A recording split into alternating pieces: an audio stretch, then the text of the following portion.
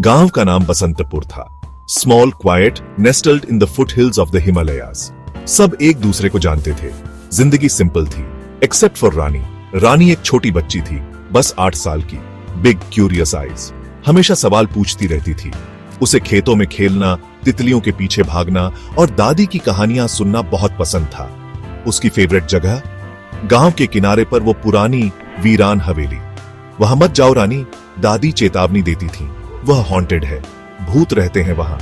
But रानी हमेशा adventure करने वाली, कभी नहीं सुनती थी। उसे हवेली बहुत फैसिनेटिंग लगती थी। उसकी टूटती दीवारें एक बीते जमाने की कहानियां बयां करती थी। उसे एक अजीब सी खिंचाव महसूस होती थी उस तरफ। एक गर्म दोपहर रानी ने फिर से हवेली एक्सप्लोर करने का फैसला किया।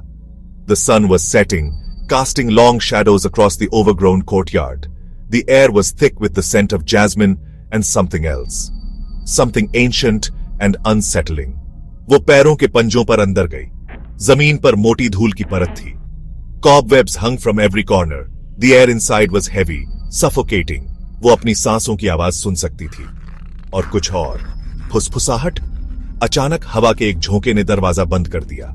रानी चौंक गई। उसका दिल जोर से धड़क रहा था। वो भागना चाहती थी, लेकिन उसके पैर जैसे शीशे के हो गए थे। वो घूमी और उसे दिखाई दिया एक परछाई। Tall and menacing, it flickered in the dim light.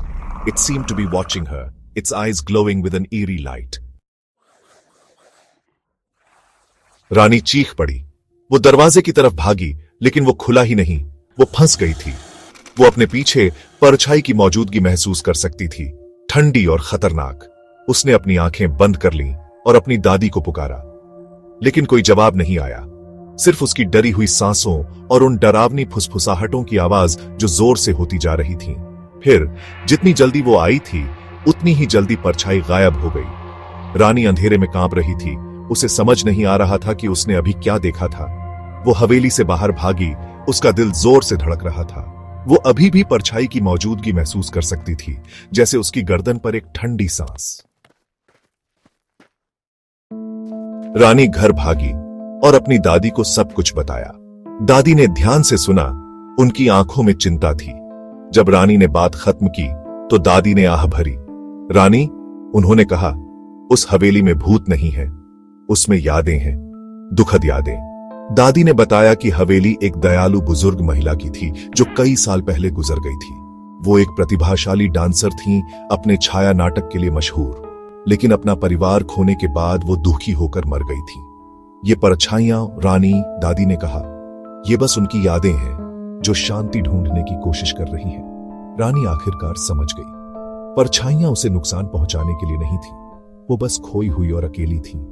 वो अगले दिन हवेली वापस गई और आंगन में एक चमेली का फूल छोड़ आई। शांति और समझ का एक इशारा। फुसफुसाहट गायब हो गई थी। बस पत्तों की हल्की सरसराहट और चमेली की खुशबू बची थी। उस दयालु बुजुर्ग महिला और उसकी नाचती परछाइयों की याद।